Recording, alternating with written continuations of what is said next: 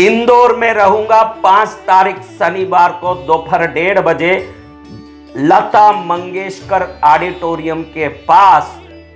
विशाल नवरात्रि पंडाल के निर्माण कार्य के भूमि पूजन के उपलक्ष्य में 30,000 किलो मेवे, 7,000 किलो घी और 20,000 किलो चंदन आदि लकड़ियों से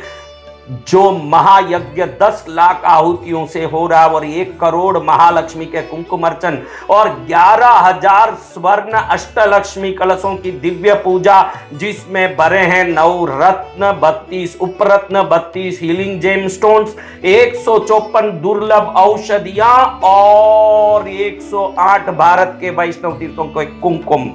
जरूर इस भूमि पूजा में पहुंच जाना, क्योंकि ये भूमि पूजन आपके जीवन में भी खुद के कोई भूमि पूजन करने का अवसर दे सकता है। जय मां पद्मा।